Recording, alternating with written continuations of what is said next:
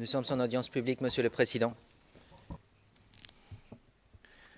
Thank you very much. Le juge président, je vous remercie. Alors, je dirais à l'intention du public que nous avons dû aborder une question et nous avons jugé bon d'aborder cette question à huis clos partiel. Donc, vous avez la parole à nouveau, Maître Knops. President. Maître Knops, merci, Monsieur le Président. Alors, je vais apporter le dernier élément de ma déclaration liminaire. C'est ce que l'on a appelé l'enrôlement au sein de l'armée. Mais avant d'aborder ce thème, Monsieur le Président, j'aimerais résumer les 7 éléments soulevés avant la pause. Et pour mettre un terme à cela, je vous dirais que nous allons fondamentalement vous prouver lors du procès que M. Bégoudet n'avait pas ce contrôle général sur les groupes mentionnés dans la présentation PowerPoint. Il n'a pas convoqué de réunion ou de manifestation. Il était tout simplement charismatique, ce qui d'ailleurs donnait encore beaucoup plus de raisons à ses opposants politiques au sein des jeunes pro-Gbagbo pour tenter de contrecarrer son influence. Il y a un autre témoin qui a déclaré que d'aucune façon M. Bégoudet ne pouvait donner des ordres ou n'avait le contrôle sur la FESCI. Cette fédération avait ses propres textes, son propre processus de décision par le truchement de ses assemblées et de son exécutif. Et nous allons présenter 2 témoins qui vont témoigner du fait que M. Bégoudet ne pouvait pas tout simplement donner d'ordre aux militaires. C'est assez ridicule que d'affirmer cela. D'ailleurs, un témoin indiquera à cette chambre que les différentes organisations de jeunes, que ni ces organisations de jeunes, ni la FSI ne pouvaient recevoir d'ordre de M. Bégoudet parce qu'il y avait justement... il n'y avait pas d'uniformité idéologique. Il y a d'autres témoins qui relateront, qui indiqueront que l'idée suivant laquelle M. Bégoudet était en mesure de distribuer des armes en plein cœur d'Abidjan aux gens qui se trouvaient sur les barricades est tout simplement une idée ridicule. Alors, nous concluons donc le deuxième élément de cette dernière partie, donc la question des organisations de jeunes. Et j'aimerais maintenant vous parler très rapidement de ce soi-disant enrôlement au sein de l'armée. Car nous avons l'intention de démontrer que l'absence de ce lien que j'ai mentionné est absolument manifeste lorsque l'on prend en considération l'allégation proférée par l'accusation suivant laquelle M. Charles Bégoudet aurait exhorté les jeunes à s'enrôler dans l'armée. Mais que peut-on dire au sujet de cette affirmation? Est-ce que ce type d'appel ou d'annonce fait que quelqu'un fait partie d'un plan commun comme l'avance le bureau du procureur? Absolument pas. Est-ce que cela signifie que cette personne exerce un contrôle sur les jeunes? Non. Nous avons l'intention de vous montrer que rien de tout cela ne peut être étayé par la thèse du bureau du procureur. Nous avons l'intention de vous démontrer que M. Charles Bégoudet a fait tout ce qui était en son pouvoir pour empêcher une guerre civile et qu'il a lancé cet appel pour que les gens aillent s'enrôler au sein de l'armée avec un objectif en tête, à savoir éviter que la violence se répande dans les rues. Mais il a demandé en fait à ce que l'on ait recours aux institutions démocratiques, à savoir l'armée. Alors, demander à des gens de s'enrôler au sein d'une armée en utilisant des institutions démocratiques ne constitue pas un acte de violence. C'est l'exemple, s'il en fut, que cette personne respecte le droit. Dans tous les pays, c'est un acte qui est considéré comme tout à fait acceptable. Et nous allons le démontrer. Dans de nombreux pays de par le monde, demander à de jeunes hommes et à de jeunes femmes de rallier les rangs de l'armée constitue un exercice parfaitement légal et légitime. D'ailleurs, selon un rapport établi par Abby Young Powell, qui est journaliste et co-rédacteur du Guardian, qui est Il a reçu en 2014 le prix octroyé au journaliste le plus prometteur. Donc, d'après un rapport qu'il a publié dans le journal britannique Le Guardian le 9 décembre 2013, au Royaume-Uni, les universités ont ouvert leurs portes pour permettre aux forces armées de procéder à 341 visites, et ce pour recruter des étudiants au sein de l'armée. L'armée française a placé un certain nombre de vidéos de recrutement sur YouTube. Et on y trouve notamment le témoignage d'un père très fier d'annoncer que son fils vient de rallier l'armée territoriale française. Aux États-Unis, les militaires ont accès au campus de toutes les universités d'État et de tous les collèges, et ce pour recruter du personnel. Au terme de la loi adoptée par le Congrès américain, que l'on appelle l'amendement Solomon, les institutions d'éducation n'ont pas le droit de refuser l'accès à ces recruteurs militaires, ou s'ils le font, ils perdent certains fonds fédéraux. Monsieur le Président, la constitutionnalité de l'amendement Solomon auquel je viens de faire référence a été établi à l'unanimité par la Cour suprême. Il s'agit de la décision prise dans l'affaire Rumsfeld, l'ancien secrétaire d'État à la Défense des États-Unis, contre les droits institutionnels et universitaires. Et il s'agit donc d'un jugement rendu en 2006 par la Cour suprême. Alors, cela permet d'illustrer le fait que si l'on appelle les jeunes ou on demande aux jeunes à s'enrôler dans l'armée, il s'agit d'un acte parfaitement légal qui est fait dans le respect de la légalité. Et telle était bien l'intention de M. Blé-Goudet, qui voulait empêcher qu'il y ait davantage de violence. Et cela correspond tout à fait à cette nature pacifique sur laquelle j'ai attiré votre attention au début de ma déclaration liminaire, car sa véritable intention était de supprimer la violence, ce qui est loin d'en faire un criminel, à notre avis. Madame, Messieurs les juges, ma déclaration liminaire avait commencé par les tout dernier mot prononcé par M. Rubin Carter, également connu sous le pseudonyme de Hurricane, en 2014. La véritable cause des condamnations injustifiées est l'aveuglement volontaire. Ça, c'est le témoignage et l'héritage que nous a laissé un homme qui a passé 20 ans en prison alors qu'il avait fait l'objet d'une condamnation fausse. Et comme vous le savez, un film a été tourné à la mémoire de Rubin Carter. Et d'ailleurs, c'est Denzel Washington qui jouait le rôle de Rubin Carter. Et c'est un film à la mémoire de la vie de cet homme. Donc, lorsque vous allez analyser la véritable narration qui est sous-jacente à cette affaire et qui permet de comprendre la personne démocratique contre le recours illégal à la force n'est pas une activité illicite. Elle est protégée d'ailleurs par la garantie constitutionnelle de la liberté d'expression et devrait être différenciée de l'incitation au crime. Comme nous le vous prouverons, nous allons vous indiquer que telles étaient les véritables intentions de M. Charles Blé-Goudet. Alors, je vais terminer en vous montrant un extrait vidéo d'une interview accordée par M. Blé-Goudet pendant la crise à l'antenne ou à la chaîne France 24.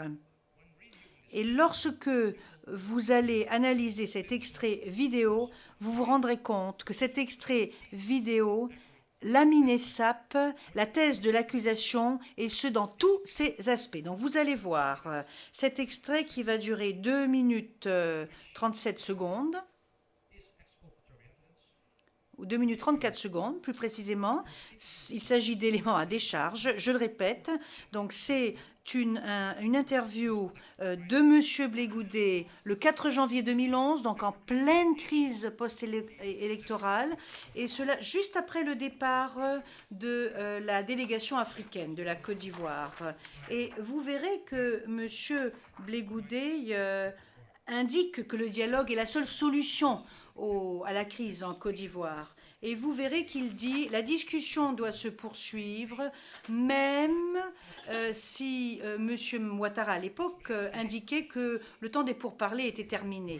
Et M. Charles Blé Goudet, et vous le verrez pendant l'interview, conseille notamment les Ivoiriens et leur dit que les discussions pacifiques doivent avoir lieu plutôt que de mettre la vie en danger. Le dialogue, c'était cela l'intention de M. Charles Blé Goudet, non pas l'intention d'un chargé de communication, ce que suggérait le bureau du procureur dans sa déclaration liminaire, mais c'est plutôt son intention de paix, une intention qui est loin d'être criminelle.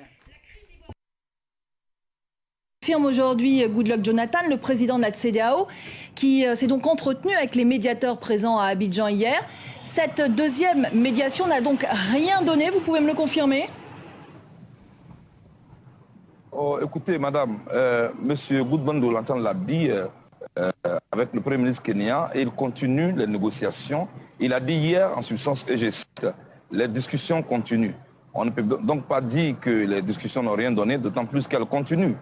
Donc, je voudrais donc vous dire que pour ma part, dès l'instant où les discussions continuent, il faut éviter de verser dans la précipitation et tout de suite tirer des conclusions hâtives. Nous attendons de voir jusqu'où ces discussions iront. Bon, en tout cas, le président nigérian parle d'impasse. Oui, mais c'est une situation de crise. Une crise comme celle-là, post-crise, ne se règle pas en 2-3 jours ou en quelques 2-3 heures de négociation.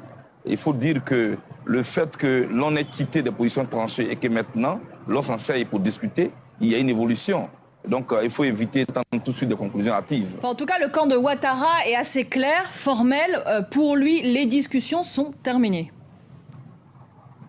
Mais M. Ouattara n'a jamais appelé à des discussions. M. Ouattara est quelqu'un qui a toujours dit qu'il faut la force. Il a toujours dit qu'il faut la force militaire. De 2000 jusqu'au moment où je vous parle, il est resté constant. Et le dialogue n'est pas son fort, les règles de l'art ne sont pas son fort, la constitution n'est pas son fort. Il a toujours dit qu'il faut la force, donc il n'a pas changé du tout. Alors malheureusement, ce qu'il dit n'a rien à voir avec la réalité. Justement, parlons un peu de la force. Est-ce que vous redoutez maintenant qu'une force d'intervention de la CEDEAO se mette en place pour déloger Laurent Gbagbo par la force? Mais on ne peut pas déloger quelqu'un qui a remporté des élections. On ne peut pas déloger quelqu'un qui est là en fonction de la Constitution. Je voudrais dire que ce n'est pas que nous redoutons une force militaire, mais nous pensons que quand on finit de faire la guerre, on finit toujours par discuter. Autant discuter dès maintenant, au lieu de mettre des vies en danger, au lieu de tuer des gens et puis après venir s'asseoir pour discuter. Donc ceux qui prennent la force militaire, et je pense qu'ils font faux bond et ils doivent comprendre que l'Afrique a perdu trop de ses fils et qu'aujourd'hui, il faut tourner la page militaire. Nous ne redoutons rien du tout, mais nous pensons qu'il faut le dialogue.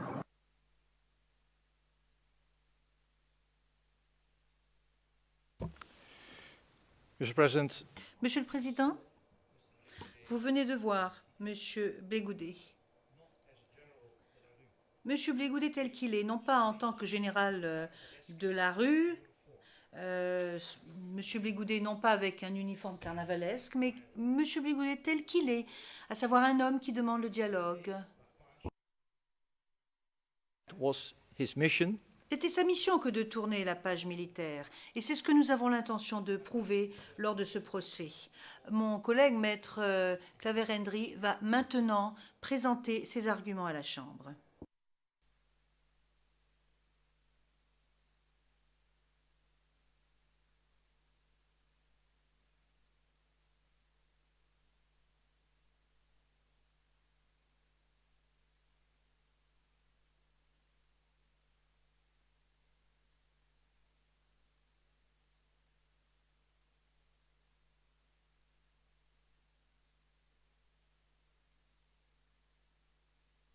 Je ne vous demande pas d'aller attaquer les pauvres Français, ceux chez eux à la maison. Excusez-nous, Monsieur le Président. Je pense que la case manager est un peu trop pressée d'établir la vérité. Monsieur le Président, Madame et Monsieur honorable juge de la Cour pénale internationale, Émile de Girardin, journaliste et homme politique français, a laissé à l'humanité cette pensée publiée en 1867 et qu'il convient de nous la rappeler. Je cite: « La première condition de la justice est l'impartialité. » Fin de citation. Dans la présente affaire, nous affirmons que le procureur a manqué à ce devoir. En faisant preuve d'une partialité qui se perçoit sans ombrage dans un extrait d'un communiqué de presse en date du 21 décembre 2010, émanant du bureau du procureur et portant sur la situation en Côte d'Ivoire. Ce communiqué portait la signature du premier responsable de ce bureau, M. Luis Moreno Ocampo. Je lis l'extrait de ce communiqué. Tout d'abord, je tiens à être clair. Je n'ai pas encore ouvert une enquête. Cependant, s'il se trouve que des crimes graves relevant de ma compétence ont été commis, je le ferai. Si, par exemple, la violence éclatait à la suite des discours de M. Charles Blé Goudet, il pourrait faire l'objet de poursuites. Les leaders qui planifient les violences finiront à la haie. Fin de citation. Ce communiqué ne peut pas être lu sans attirer notre attention sur son contenu intrigant. L'information du procureur, à savoir qu'il n'avait pas encore ouvert une enquête, signifie dans la rigueur du langage juridique qu'il n'avait pas d'éléments à sa disposition pour le renseigner. À ce stade, un procureur habité par la neutralité devait garder la mesure en limitant sa déclaration sur la situation en Côte d'Ivoire par l'utilisation de thèmes généraux et impersonnels. Que non. Dans une pléthore d'acteurs politiques, le procureur va désigner M. Charles Blé Goudet. Si par exemple la violence éclatait à la suite des discours de M. Charles Blé Goudet, il pourrait faire l'objet de poursuites. M. Luis Moreno Ocampo avait dit: pour nous, honorables juges, ce communiqué ne traduit pas une maladresse du procureur. Il révèle bien la partialité d'un procureur qui a laissé son fort intérieur être gagné par les préjugés. M. Charles Blé Goudet n'était pas le seul acteur politique ivoirien à faire des discours. D'autres leaders politiques avaient appelé leurs partisans à manifester pour réclamer le départ de M. Laurent Gbagbo du pouvoir par tous les moyens.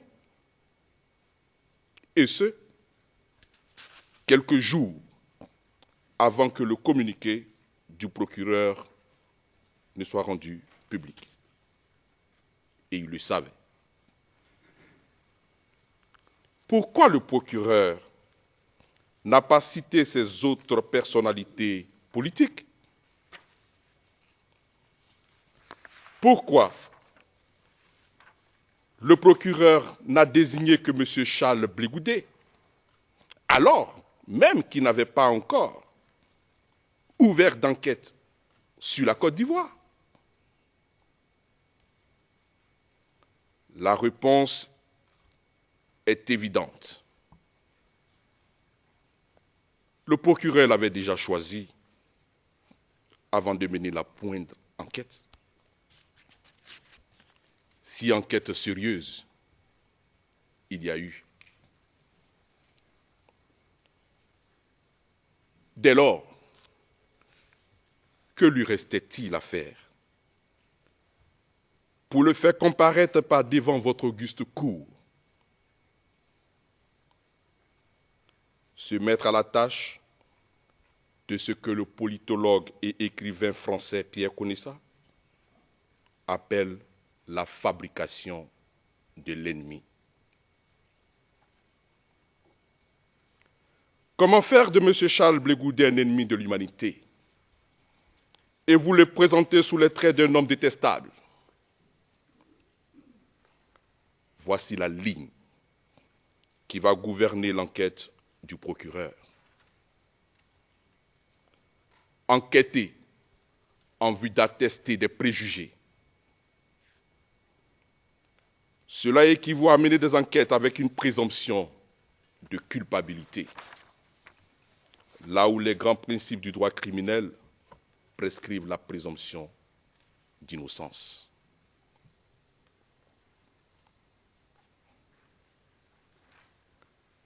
Pour atteindre son objectif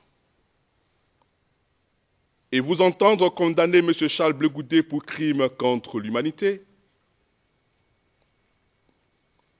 un écueil s'opposait au dessein du procureur. Ce sont les faits. Comment parvenir à réécrire l'histoire dans laquelle l'accusation parviendrait à asseoir ses thèses? Premièrement, de l'existence de crimes relevant de sa compétence, coûte que coûte. Et deuxièmement, de la responsabilité pénale de M. Charles Blé Goudet dans les 10 crimes. Le procureur n'avait pas d'autre choix que de travestir l'histoire de la Côte d'Ivoire, mon cher pays. Chaque page de son mémoire préliminaire porte la marque de cette option délibérée de tronquer les faits pour les besoins de sa cause.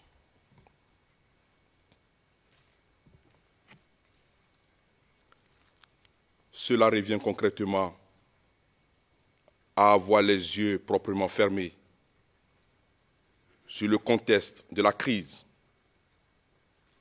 sans jamais tâcher de les ouvrir, ne serait-ce qu'un instant. C'est ce que mon confrère, Maître Alexandre Knops, a qualifié d'aveuglement volontaire. À l'entame de ce procès, nous allons présenter quelques allégations contenues dans le mémoire préliminaire du procureur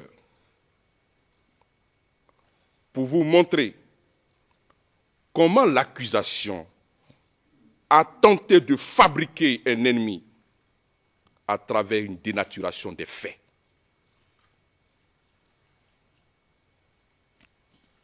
Pour vous prouver ce que nous affirmons, nous allons vous citer le paragraphe 43 du mémoire préliminaire du procureur,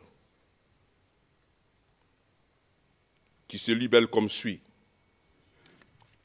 et je cite: « Charles Blé Goudet a préparé les jeunes à l'organisation de manifestations violentes pour entraver la mise en œuvre des accords de Marcoussis en 2003, attaquer les ressortissants français en 2004 et empêcher en 2006 l'inscription sur les listes électorales des membres de groupes ethniques ressortissants du nord de la Côte d'Ivoire.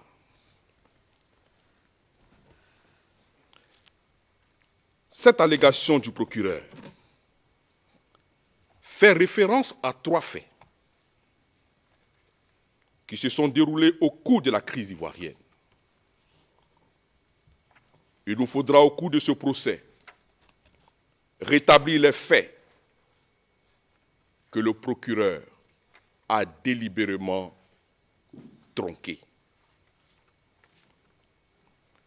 Que s'est-il passé en 2003 ? Suite à l'échec de la tentative de coup d'État qui visait à renverser les institutions républicaines de la Côte d'Ivoire, les partis politiques se sont retrouvés, sur invitation des autorités françaises, à l'INAS Marcoussis, à Paris, autour d'une table ronde. Au thème de celle-ci, M. Guillaume Soro, chef de la rébellion armée, va annoncer certaines des résolutions prises, à savoir la formation d'une future équipe gouvernementale dans laquelle les ministères clés de la Défense d'une part et celui de l'Intérieur et de la Sécurité d'autre part reviendraient aux différents mouvements rebelles.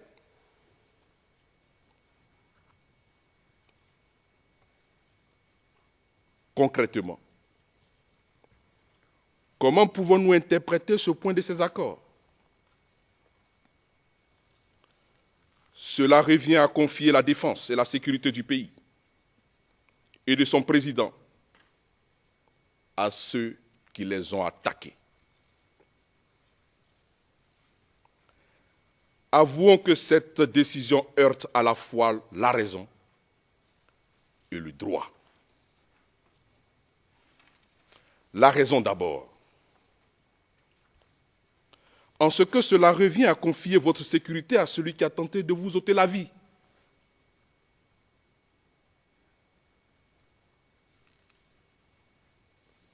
Le droit, en ce que cela est un hymne au coup d'État.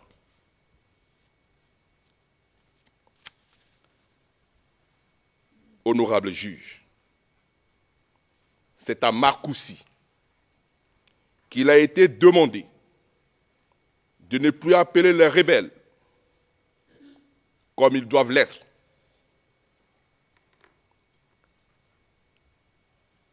Il faut en lieu et place les qualifier, entendons-nous bien, de forces nouvelles.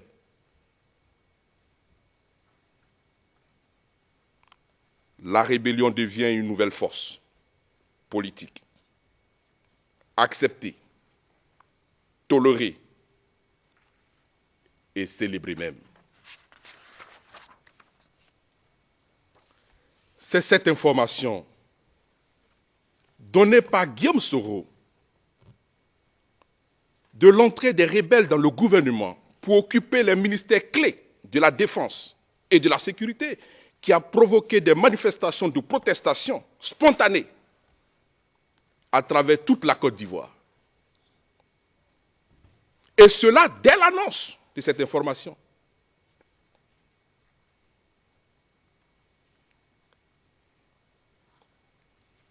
Les populations ivoiriennes,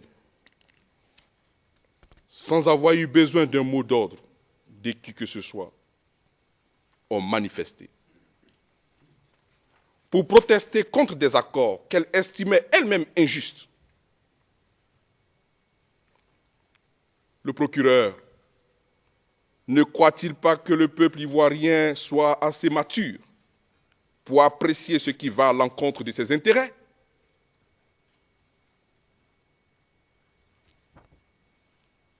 M. Charles Blé Goudé n'a préparé aucun jeune pour organiser des manifestations violentes contre les accords de Linas Marcoussis, comme tente de faire croire le procureur dans son mémoire préliminaire. Si le procureur avait enquêté réellement et sérieusement, il aurait su que M. Charles Blé Goudé avait plutôt appelé à une manifestation publique pacifique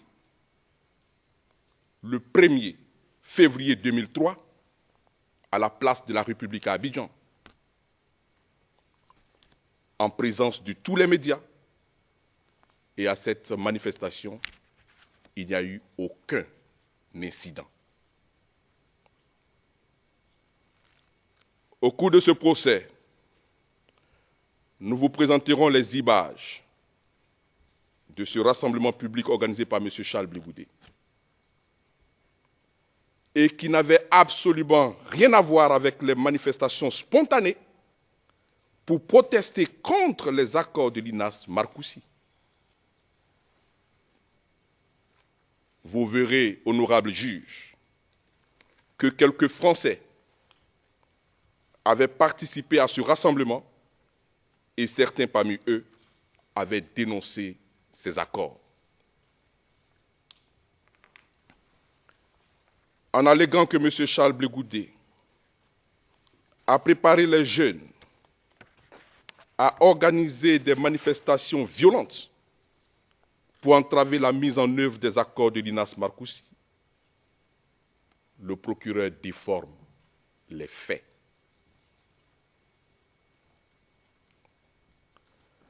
Nous l'avons déjà annoncé. Le procureur est dans un schéma. Il est dans un plan. Je ne le qualifierai pas de commun. Il est dans un plan. Celui de fabriquer un ennemi, ce qui le rend volontairement aveugle.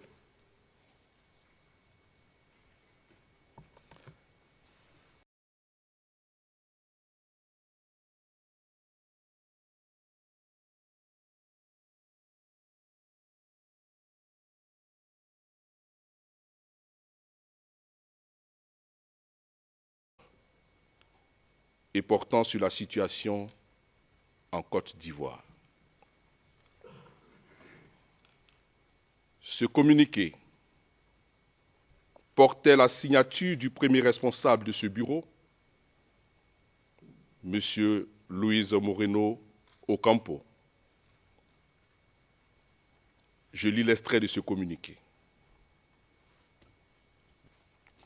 Tout d'abord, je tiens à être clair. Je n'ai pas encore ouvert une enquête. Cependant, s'il se trouve que des crimes graves relevant de ma compétence ont été commis, je le ferai. Si, par exemple, la violence éclatait à la suite des discours de M. Charles Blé Goudé, il pourrait faire l'objet de poursuites. Les leaders qui planifient les violences finiront à la haie. Fin de citation. Ce communiqué ne peut pas être lu sans attirer notre attention sur son contenu intrigant.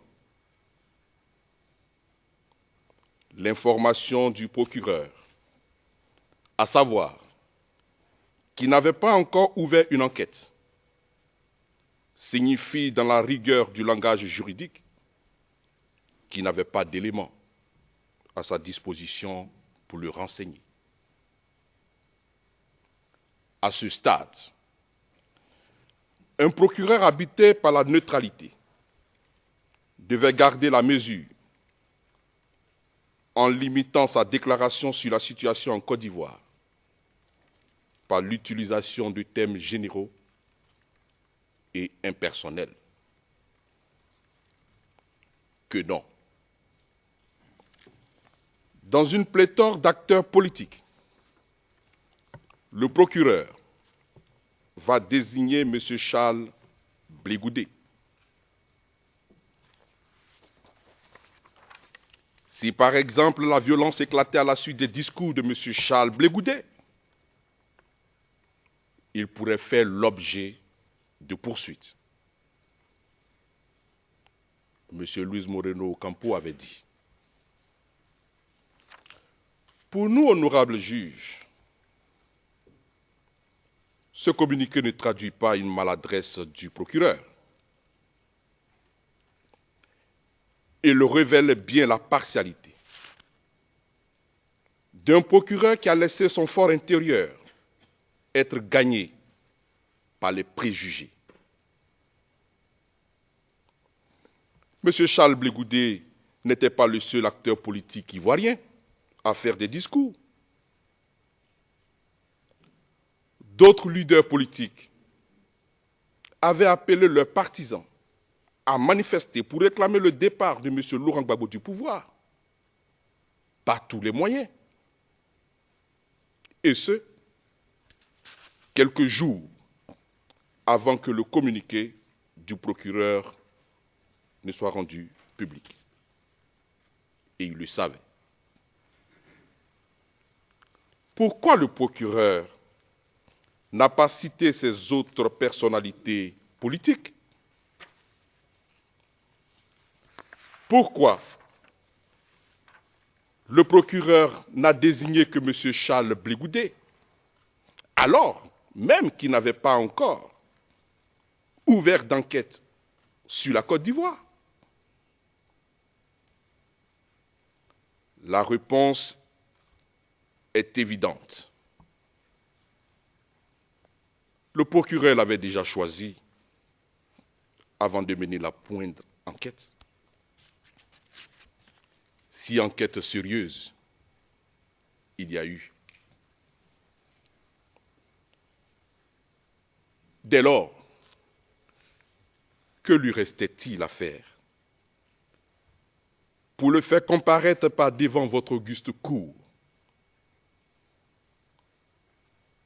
Se mettre à la tâche de ce que le politologue et écrivain français Pierre Conessa appelle la fabrication de l'ennemi. Comment faire de M. Charles Blé Goudé un ennemi de l'humanité et vous le présenter sous les traits d'un homme détestable? Voici la ligne qui va gouverner l'enquête du procureur. Nous sommes en audience publique, Monsieur le Président. Thank you very much. Le juge président, je vous remercie. Alors, je dirais à l'intention du public que nous avons dû aborder une question et nous avons jugé bon d'aborder cette question à huis clos partiel. Donc, vous avez la parole à nouveau, Maître Knops. President. Maître Knops, merci, Monsieur le Président. Alors, je vais apporter le dernier élément de ma déclaration liminaire. C'est ce que l'on a appelé l'enrôlement au sein de l'armée. Mais avant d'aborder ce thème, Monsieur le Président, j'aimerais résumer les 7 éléments soulevés avant la pause. Et pour mettre un terme à cela, je vous dirais que nous allons fondamentalement vous prouver lors du procès que M. Blé Goudé n'avait pas ce contrôle général sur les groupes mentionnés dans la présentation PowerPoint. Il n'a pas convoqué de réunion ou de manifestation. Il était tout simplement charismatique, ce qui d'ailleurs donnait beaucoup plus de raisons à ses opposants politiques au sein des jeunes pro-Gbagbo pour tenter de contrecarrer son influence. Il y a un autre témoin qui a déclaré que d'aucune façon M. Blé Goudé ne pouvait donner des ordres ou n'avait le contrôle sur la FESCI, F-E-S-C-I. Cette fédération avait ses propres textes, son propre processus de décision par le truchement de ses assemblées et de son exécutif. Et nous allons présenter 2 témoins qui vont témoigner du fait que M. Blé-Goudet ne pouvait pas tout simplement donner d'ordre aux militaires. C'est assez ridicule que d'affirmer cela. D'ailleurs, un témoin indiquera à cette chambre que les différentes organisations de jeunes, que ni ces organisations de jeunes, ni la FSI ne pouvaient recevoir d'ordre de M. Blé-Goudet parce qu'il y avait justement... il n'y avait pas d'uniformité idéologique. Il y a d'autres témoins qui relateront, qui indiqueront que l'idée suivant laquelle M. Blé-Goudet était en mesure de distribuer des armes en plein cœur d'Abidjan aux gens qui se trouvaient sur les barricades est tout simplement une idée ridicule. Alors, nous concluons donc que le deuxième élément de cette dernière partie, donc la question des organisations de jeunes. Et j'aimerais maintenant vous parler très rapidement de ce soi-disant enrôlement au sein de l'armée. Car nous avons l'intention de démontrer que l'absence de ce lien que j'ai mentionné est absolument manifeste lorsque l'on prend en considération l'allégation proférée par l'accusation suivant laquelle M. Charles Blé-Goudet aurait exhorté les jeunes à s'enrôler dans l'armée. Mais que peut-on dire au sujet de cette affirmation? Est-ce que ce type d'appel ou d'annonce fait que quelqu'un fait partie d'un plan commun comme l'avance le bureau du procureur? Absolument pas. Est-ce que cela signifie que cette personne exerce un contrôle sur les jeunes? Non. Nous avons l'intention de vous montrer que rien de tout cela ne peut être étayé par la thèse du bureau du procureur. Nous avons l'intention de vous démontrer que M. Charles Blé-Goudet a fait tout ce qui était en son pouvoir pour empêcher une guerre civile et qu'il a lancé cet appel pour que les gens aillent s'enrôler au sein de l'armée avec un objectif en tête, à savoir éviter que la violence se répande dans les rues. Mais il a demandé en fait à ce que l'on ait recours aux institutions démocratiques, à savoir l'armée. Alors, demander à des gens de s'enrôler au sein d'une armée en utilisant des institutions démocratiques ne constitue pas un acte de violence. C'est l'exemple, s'il en fut, que cette personne respecte le droit. Dans tous les pays, c'est un acte qui est considéré comme tout à fait acceptable. Et nous allons le démontrer. Dans de nombreux pays de par le monde, demander à de jeunes hommes et à de jeunes femmes de rallier les rangs de l'armée constitue un exercice parfaitement légal et légitime. D'ailleurs, selon un rapport établi par Abby Young Powell, qui est journaliste et co-rédacteur du Guardian, il a reçu en 2014 le prix octroyé au journaliste le plus prometteur. Donc, d'après un rapport qu'il a publié dans le journal britannique Le Guardian le 9 décembre 2013, au Royaume-Uni, les universités ont ouvert leurs portes pour permettre aux forces armées de procéder à 341 visites, et ce pour recruter des étudiants au sein de l'armée. L'armée française a placé un certain nombre de vidéos de recrutement sur YouTube. Et on y trouve notamment le témoignage d'un père très fier d'annoncer que son fils vient de rallier l'armée territoriale française. Aux États-Unis, les militaires ont accès au campus de toutes les universités d'État et de tous les collèges, et ce pour recruter du personnel.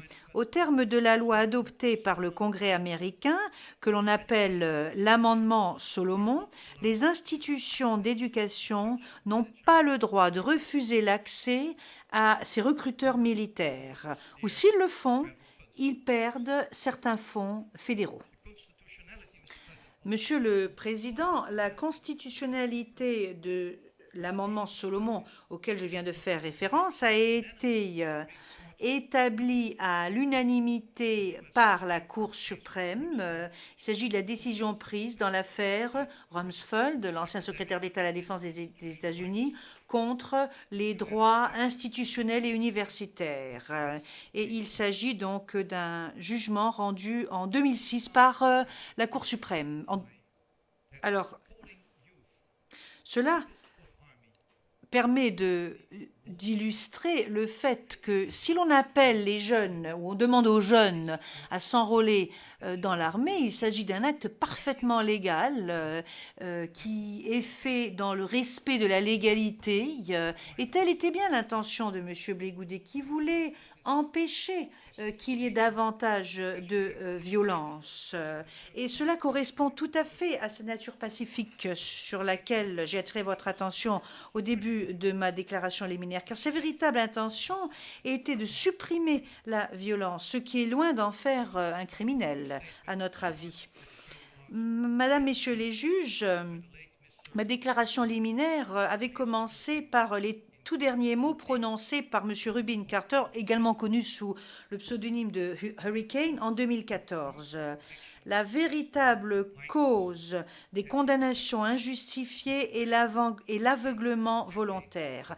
Ça, c'est le témoignage et l'héritage que nous a laissé un homme qui a passé 20 ans en prison alors qu'il avait fait l'objet d'une condamnation fausse. Et comme vous le savez, un film a été tourné à la mémoire de Rubin Carter. Et d'ailleurs, c'est Denzel Washington qui jouait le rôle de Rubin Carter. Et c'est un film à la mémoire de la vie de cet homme. Donc, lorsque vous allez analyser la véritable narration qui est sous-jacente à cette affaire et qui permet de comprendre la personne démocratique contre le recours illégal à la force n'est pas une activité illicite. Elle est protégée d'ailleurs par la garantie constitutionnelle de la liberté d'expression et devrait être différenciée de l'incitation au crime. Comme nous le vous prouverons, nous allons vous indiquer que telles étaient les véritables intentions de M. Charles Blé Goudet. Alors, je vais terminer en vous montrant un extrait vidéo d'une interview accordée par M. Blé Goudet pendant la crise à l'antenne ou à la chaîne France 24. Et lorsque vous allez analyser cet extrait vidéo, vous vous rendrez compte que cet extrait vidéo lamine et sape la thèse de l'accusation, et ce dans tous ses aspects. Donc vous allez voir cet extrait qui va durer 2 minutes 37 secondes, ou 2 minutes 34 secondes plus précisément. Il s'agit d'éléments à décharge, je le répète.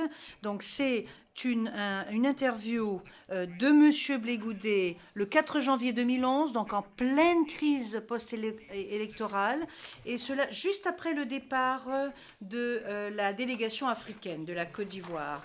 Et vous verrez que M. Blé Goudet indique que le dialogue est la seule solution à la crise en Côte d'Ivoire. Et vous verrez qu'il dit la discussion doit se poursuivre, même si M. Ouattara, à l'époque, indiquait que le temps des pourparlers était terminé. Et M.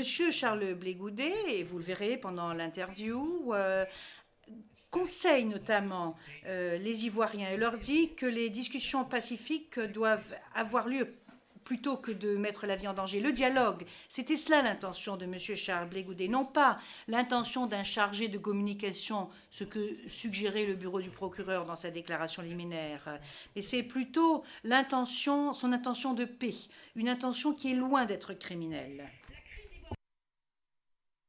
Affirme aujourd'hui Goodluck Jonathan, le président de la CEDEAO, qui s'est donc entretenu avec les médiateurs présents à Abidjan hier. Cette deuxième médiation n'a donc rien donné, vous pouvez me le confirmer? Écoutez, madame, M. Goodluck Jonathan l'a dit avec le Premier ministre kenyan et il continue les négociations. Il a dit hier, en substance, et je cite, les discussions continuent. On ne peut donc pas dire que les discussions n'ont rien donné, d'autant plus qu'elles continuent. Donc, je voudrais donc vous dire que pour ma part, dès l'instant où les discussions continuent, il faut éviter de verser dans la précipitation et tout de suite tirer des conclusions hâtives. Nous attendons de voir jusqu'où ces discussions iront. Bon, en tout cas, le président nigérian parle d'impasse. Oui, mais c'est une situation de crise. Une crise comme celle-là, post-crise, ne se règle pas en 2-3 jours ou en quelques 2-3 heures de négociation. Il faut dire que le fait que l'on ait quitté des positions tranchées et que maintenant, l'on s'en sert pour discuter, il y a une évolution. Donc il faut éviter tout de suite des conclusions hâtives. En tout cas, le camp de Ouattara est assez clair, formel. Pour lui, les discussions sont terminées. Mais M. Ouattara n'a jamais appelé à des discussions. M. Ouattara est quelqu'un qui a toujours dit qu'il faut la force. Il a toujours dit qu'il faut la force militaire. De 2000 jusqu'au moment où je vous parle, il est resté constant. Et le dialogue n'est pas son fort. Les règles de l'art ne sont pas son fort. La constitution n'est pas son fort. Il a toujours dit qu'il faut la force. Donc il n'a pas changé du tout. Alors malheureusement, ce qu'il dit n'a rien à voir avec la réalité. Justement, parlons un peu de la force. Est-ce que vous redoutez maintenant qu'une force d'intervention de la CEDEAO se mette en place pour déloger Laurent Gbagbo par la force? Mais on ne peut pas déloger quelqu'un qui a remporté des élections. On ne peut pas déloger quelqu'un qui est là en fonction de la Constitution.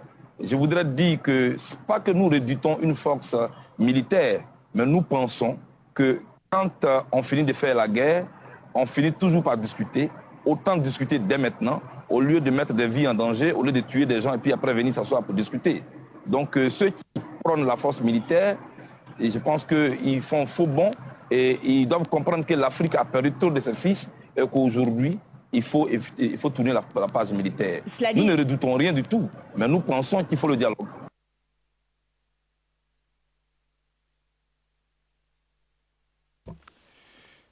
Monsieur le Président, vous venez de voir Monsieur Blé Goudet.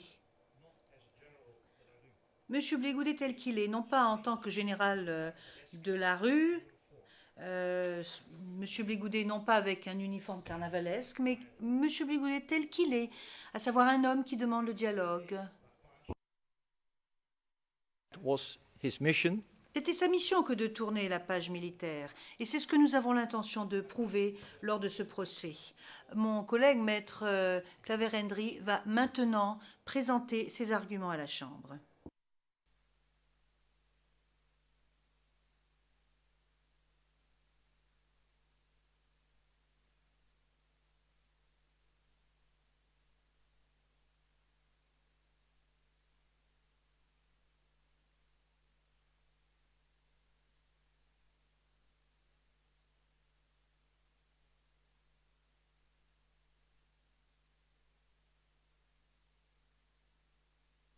Je ne vous demande pas d'aller attaquer les pauvres Français, ceux chez eux à la maison.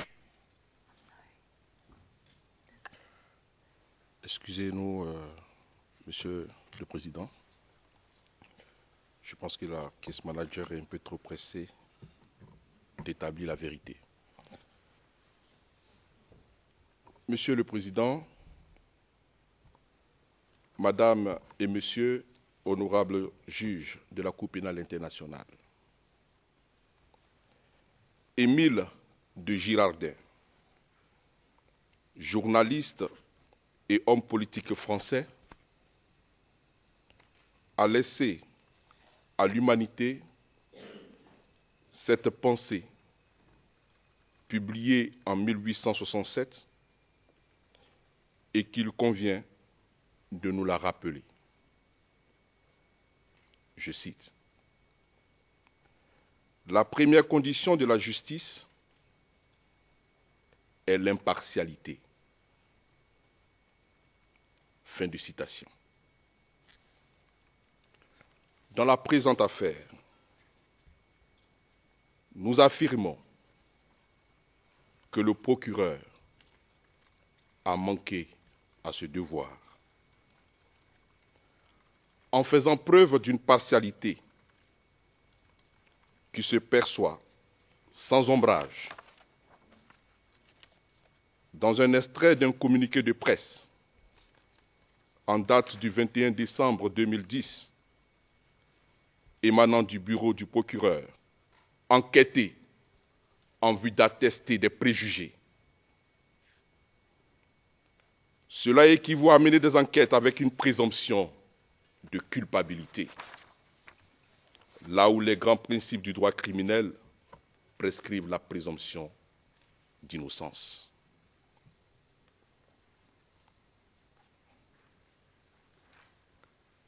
Pour atteindre son objectif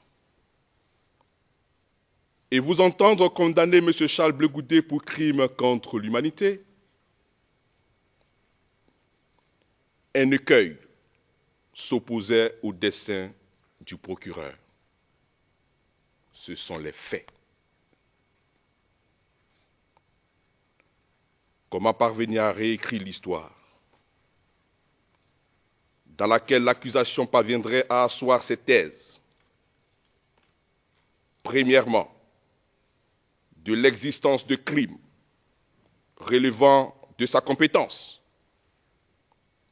coûte que coûte.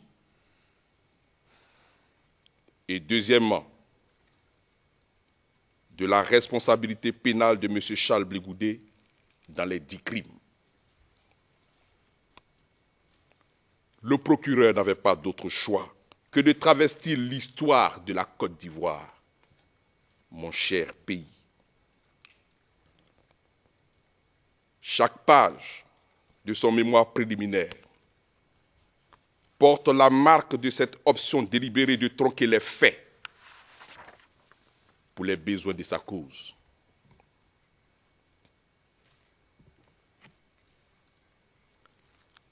Cela revient concrètement à avoir les yeux proprement fermés sur le contexte de la crise,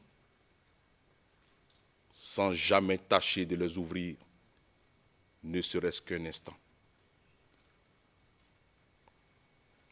C'est ce que mon confrère, Maître Alexandre Knops, a qualifié d'aveuglement volontaire. À l'entame de ce procès, nous allons présenter quelques allégations contenues dans le mémoire préliminaire du procureur pour vous montrer comment l'accusation a tenté de fabriquer un ennemi à travers une dénaturation des faits.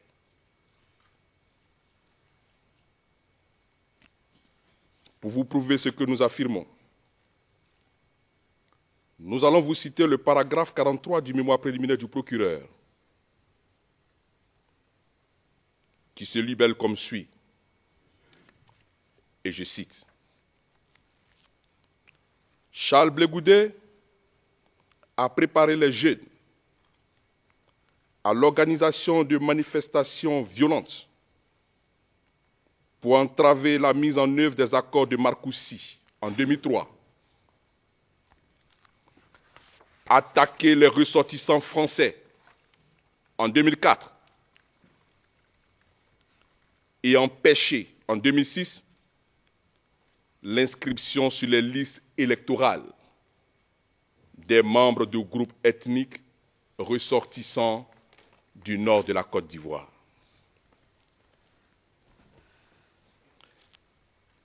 Cette allégation du procureur fait référence à 3 faits qui se sont déroulés au cours de la crise ivoirienne. Il nous faudra au cours de ce procès rétablir les faits que le procureur a délibérément tronqués.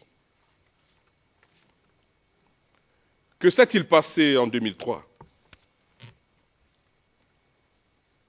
Suite à l'échec de la tentative de coup d'État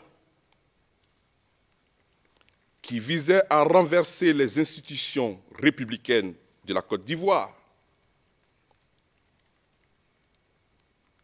les partis politiques se sont retrouvés sur invitation des autorités françaises à l'INAS Marcoussis, à Paris, autour d'une table ronde. Au thème de celle-ci, M. Guillaume Soro, chef de la rébellion armée, va annoncer certaines des résolutions prises, à savoir la formation d'une future équipe gouvernementale dans laquelle les ministères clés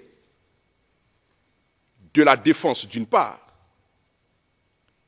et celui de l'intérieur et de la sécurité d'autre